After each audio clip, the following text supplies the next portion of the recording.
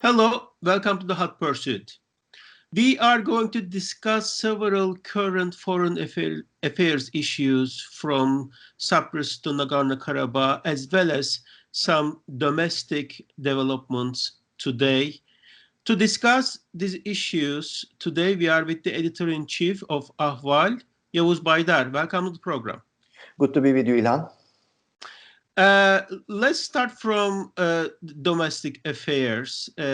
Some more freedom issues today, press freedom issues. Uh, First of all, Can Dündar, a Turkish court today ordered the seizure of all of assets of Can Dündar, exiled journalist. This is kind of a follow-up coming from a couple of weeks ago. The judge ordered, or the prosecutor demanded, and judge granted today. Also, there are other journalists today and yesterday have been jailed from Kurdish journalists reporting on eastern villages in Turkey, or the other journalists in Ankara and Istanbul. This has been the cycle, have been going on quite for some time.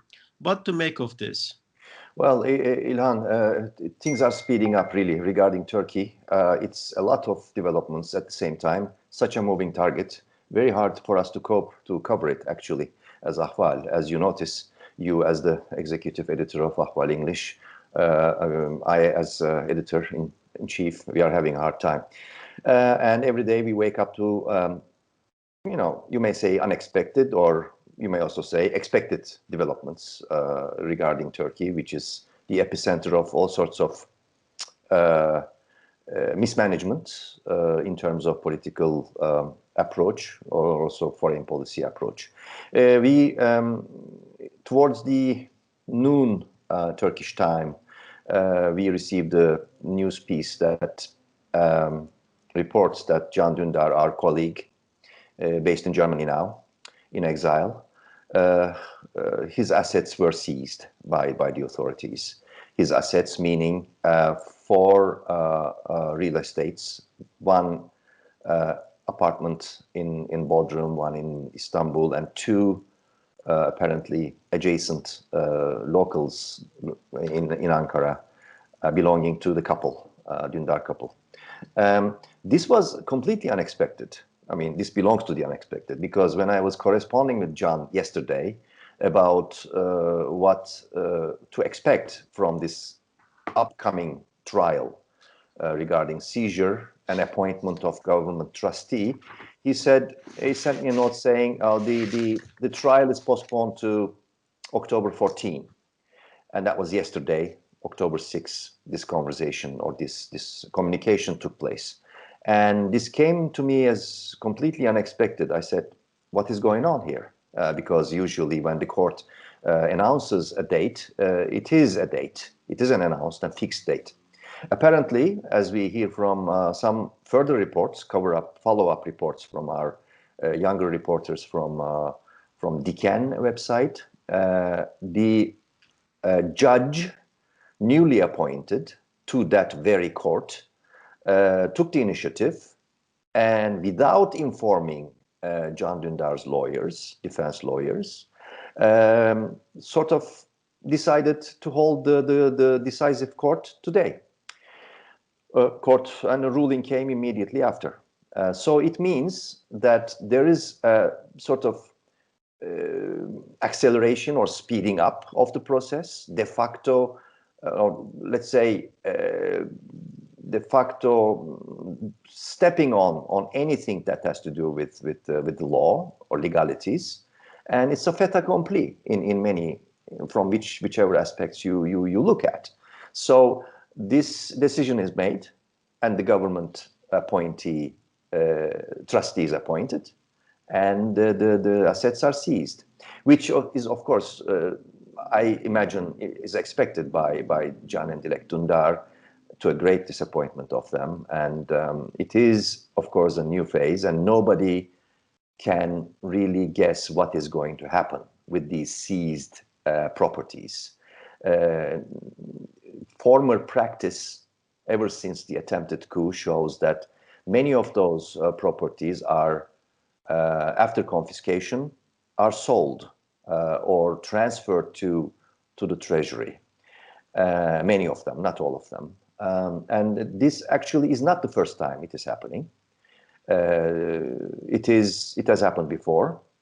One of our colleagues based in Sweden, Ragıp Zarakolu, a columnist with Artı Gerçek, he's very well known in terms of being a publisher of books about the Armenian genocide. Recently, a couple of months ago, he broke the news that his assets were confiscated. Formerly also, Aykan Erdemir, a former deputy with the main opposition, CHP, based now in Washington, D.C., as you are, where you are, and with the Foundation for Defense of Democracies, his assets were also frozen some time ago, I think a year and a half ago, if I remember correctly.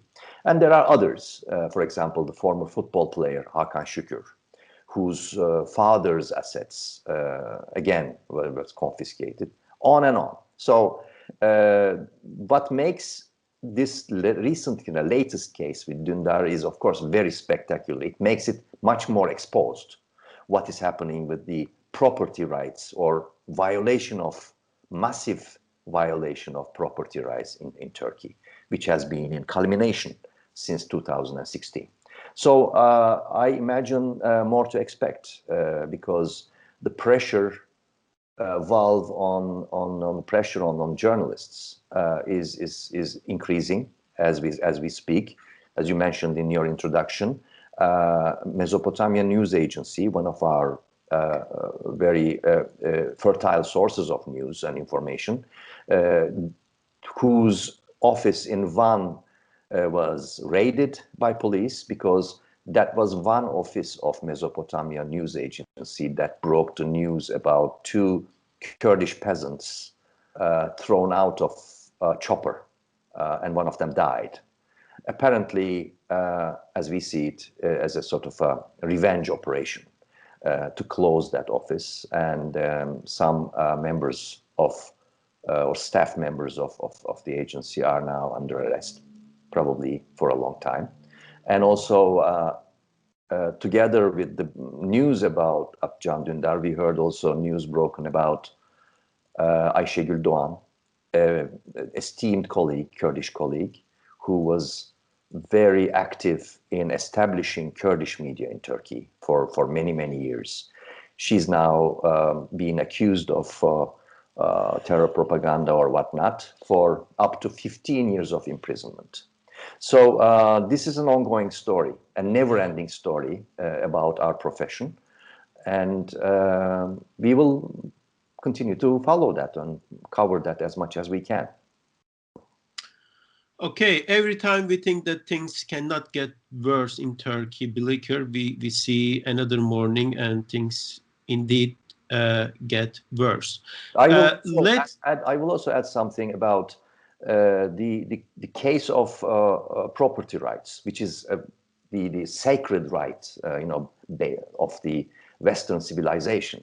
Not only that, but also, I mean, the main pillar of Western civilization elsewhere as well. So property rights has never been shed light on, under the spotlight in the past 4 years. There have been cases brought to the European Court of Human Rights, and property rights clause in European Treaty of Human Rights is one of the most visited and decided upon clauses. So as we reported in Ahval, more or less an estimated value of confiscated and seized assets, private assets or company assets in Turkey since the botched coup go up to 32+ billion American dollars. And apparently we will do a lot of coverage of things in European Court of Human Rights in the coming months and years, probably. I see. And foreign affairs. This weekend, upcoming weekend, there'll be elections in Turkish There are two main figures. One of them is President of the Turkish Cyprus, Mustafa Akıncı, and the other one is Prime Minister, current Prime Minister Ersin Tatar. What to expect from these elections, and why these elections are important for the region? Well, it has now become a hot issue, another hot issue. Again, in the context of the crisis in the Eastern Mediterranean. North Cyprus is a breakaway republic, as you know, and recognized only by Turkey, where there is a native Turkish community. And this has been per se well-functioning democracy because of the traditions. I think that has a lot to do with Cyprus being sort of a colony of the British Empire. It has a rock-solid judiciary tradition, which is still independent, both in south, yes, but also in the north. And also fairly held elections, despite the fact that the North Cyprus is under fire, internationally speaking. And also there's an unresolved huge conflict which divides the island. And also there is also growing Turkish mainland, Ankara, frustration now culminating because of the problematic import of Cyprus into European Union without its conflict resolved for forever. So it was sort of a importation of a country with all its problems into the body of European Union, if you will. But these elections are critical because on Sunday there are two main candidates. There's a third one. There is Akıncı, there is Tatar, and there's Hürerman.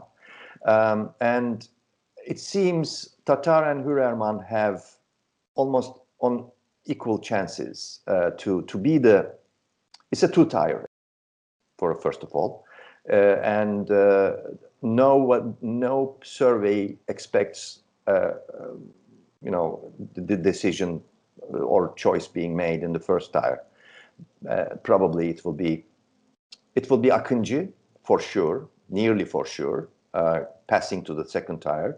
But whether or not it will be Tatar or Hürerman, nobody has any clear idea. Although Tatar is now being enforced or endorsed rather by Ankara to race on equal terms with Akıncı. And what happened is that there have been reports in North Cyprus press, which is a free press, by the way, very pluralistic and free, has always been, in a newspaper called Özgür, which means free. There were photographies, pictures, and reports on the front page saying that Turkey's vice president, Fuat Oktay, with a delegation, had settled in one of the luxury hotels in Girne. And there he was sort of on constant setting up a base as advisory to Tatar and his team to make him win. It's a big delegation, as newspaper claimed. These claims were never confirmed by the other side, nor denied really. And everybody knows that Oktay's press secretary is there, has been there for some time. So after this breaking of news, things have gotten really more tense. And then today is Wednesday, October 7. Yesterday, in an unexpected move, Ersin Tatar appeared in Ankara, Turkish capital, together with Turkish President Erdoğan, in a live press conference and transmission from North Cyprus, from Varosha area, which has been closed since 1974. And as I am told by our colleagues, Turk Cypriot colleagues. It was a spectacular and very, to the deputies of North Cyprus, very irritating show. In that, Tatar was quite submissive, appeared submissive, silent, and Erdoğan very active and dominant, even telling the cameras where to turn the cameras, etc. The show was about opening a road to the beach of Varosha. So apparently the announcement is only to open the beach of the closed Varosha to the public. No more than that. But that per se was enough to cause a lot of reactions from United Nations, European Union. Josep Borrell had used quite a harsh language, saying that Turkey was directly intervening in the upcoming elections, and also Moscow. Russia issued quite a harsh statement, saying that it is naming certain United Nations Security Council resolutions, one after another. All of these are contradicting the move about opening partly or as in full Varosha area. So it has now triggered another spot in sort of crisis in the Eastern Mediterranean. First it was Aegean, then it was off Castellorizo, and now then it was Cyprus Republic, South Cyprus, south of South Cyprus coast, and now it is North Cyprus. Whether or not the elections will be going to the January second tier, it seems quite clear. But Tatar is being endorsed quite powerfully and will continue to do so apparently. And we will see what happens. But the situation is very tense. And also, as a move reflecting that irritation in North Cyprus, one party, Halkın Partisi, Party of the People, which is part of the coalition, current coalition in North Cyprus, pulled out of the coalition, citing that it has the government of Kudret Özersay, which is the leader of the coalition, was not at all informed about this Varosha move, nor about Ersin Tatar's appearance, and it was very upset about this situation. So they decided to pull out. So it's sort of a lame duck government, but it's a very small area. So it has the luxury of continuing even beyond the elections. So we will see, but situation is very tense in North Cyprus. So we will be covering and following up these elections on Sunday, and viewers certainly welcome to Ahval to follow the elections and the results, at least the first round, and then we'll see how it goes from there. It is more important than it appears to be, actually, for the entire, again, the context of Eastern Mediterranean crisis. It will have repercussions and some perhaps unexpected consequences, this election. Yes. And the final issue today, I'd like to talk about the Nagorno-Karabakh. It has been, I think, today's 10th day. The conflict clashes have been going on. Both sides, Azerbaijan and Armenia, have been accusing each other for targeting civilian centers, civilian cities. Today, talks involving Russia, France, and the United States will be held Geneva today, just announced, I think. And then on Monday, it will be continued in Moscow. These talks obviously aim to find some kind of ceasefire, whether permanent or temporary. Turkey so far perhaps is the only actor for the conflict, has been objecting to ceasefire, and President Erdoğan has been calling on Armenia to withdraw from the Azerbaijani territories, as Mr. Erdoğan says, otherwise the fight will continue. What do you see there?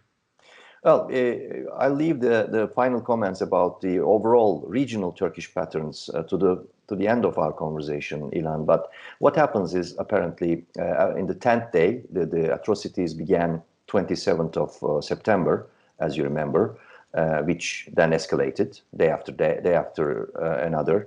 And now it was a long wait, actually. A lot of observers were waiting for Russia to move in, diplomatically speaking, but it delayed and delayed. France was before Russia. Iran, France, European Union, States, they all called for ceasefire to no avail. But now it seems, with today's announcement, it seems Paris and Moscow got synchronized. They opened a new page together as co-chairs of Minsk Group. Now these talks beginning tomorrow in Geneva, which will be held in October 8th, and then continuing in Moscow means probably it will be under the umbrella of Minsk Group, because these two capitals, Paris and Moscow, are keen on from now on to at least see to it that the ceasefire applies. There are also confirming signs from Baku. Everyone was yesterday and in Baku today, saying that if Baku, Aliyev was saying if Armenia stops shooting in Karabakh area, we are ready to talk. And yesterday Pashinyan was also only sort of complaining about and warning about Azeri, what he calls Azeri aggression, but he was not really defiant or stubborn about continuing to fight. So I think both sides now seem to have come to a point of fatigue, if you will, with the intervention of France and Russia. I think what we will see in the first phase is to speak about the modalities of ceasefire without the intervention of United States, which is the third co-chair, but United States of America these days is another completely different chapter now, because it is completely focused on elections, and it has showed quite clearly that it will remain aloof to the conflict of Nagorno-Karabakh and Caucasus in general. So the job is up to Paris and Moscow, Putin and Macron. And probably it will take some time. What I think interesting part will be, we could expect a ceasefire being declared quite soon. But interesting part will be what will happen afterwards, because there are two things. There is the status, unresolved status of Nagorno-Karabakh and occupied territories by Armenia. And second, what will happen with the Turkish involvement, with the stance of Erdoğan and Bahçeli alliance in Ankara, how it will react to these developments. Will it continue to boost an Azeri offensive or not? How Ankara will react to this, we haven't seen yet, but there will certainly be a reaction from Turkish capital. And from then on, we will see whether or not what many foreign observers see as Erdoğan's Turkey destabilizing the entire region will continue to rise as perception or not. So this is where we are in general. I think Karabakh conflict, at least the hostilities now are about to fade in a sort of slow motion manner, most probably.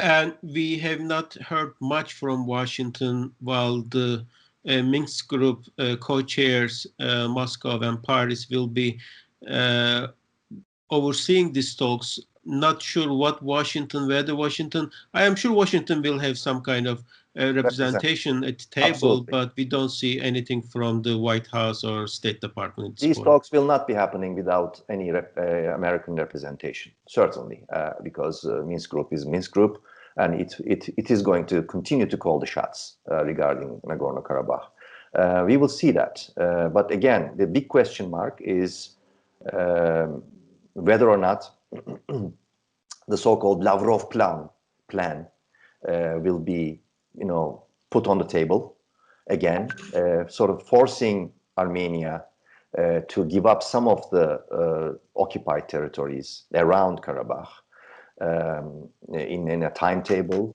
how it will develop, what will Azeri side demand, how far it will go, whether or not both sides will stick to their maximalist positions or not. It will be a difficult phase. Time has shown that conflict resolution in that part of the world has been quite an uphill battle.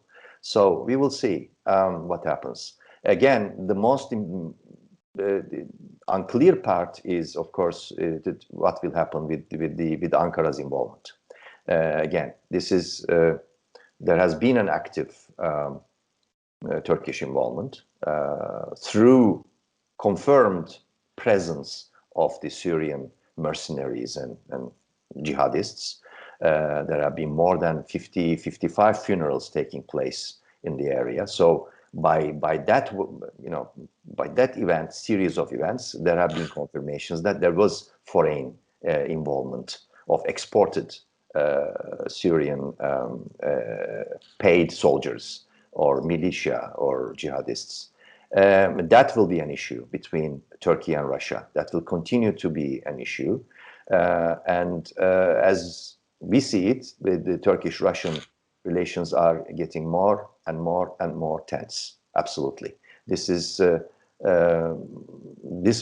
may come to a point where it's very hard to manage.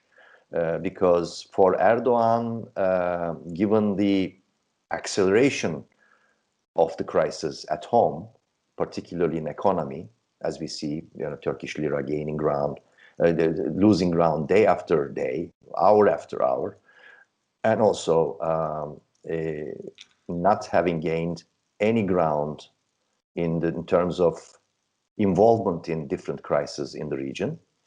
It may be a big challenge for the side of Putin to deal with that kind of situation. For Erdoğan, it may be a choice to continue to get involved until the day after the American elections, and even between the American elections and until the inauguration of the American president in January. These months will be extremely tense, sensitive, delicate for the world to see. What happened? I will end there with the Turkish involvement in the region, with Syria, beginning with Iraq, Syria, Libya. It has all been, as put by one Turkish main opposition deputy, former diplomat, senior diplomat, Mr. Ünal Çeviköz in Parliament yesterday, that there has been no gains at all. And I think he used the phrase, he said, the Turkish foreign policy has lost everything in terms of a compass. And it is only bringing loss after loss after loss, what we call solitude, which is increasing, which is a solitude that is cementing in the region. Turkey has been left empty-handed regarding Libya. It is in a very fragile position in Idlib, in northwest of Syria, vis-a-vis Russian forces, and it has been exposed quite clearly in Nagorno-Karabakh or Southern Caucasus, and it has been blocked quite clearly by the European Union regarding Eastern Mediterranean. So that is where we are regarding the Turkish foreign policy moves. And this all makes everything continuing to be very interesting, let's say. And quite complicated. Mm. Thank you so much for your time. That's it for today, but it seems like we are going to continue discussing all these different issues on whether Turkish foreign affairs or domestic affairs next time. Thank you, Ivan. See you. Thank you.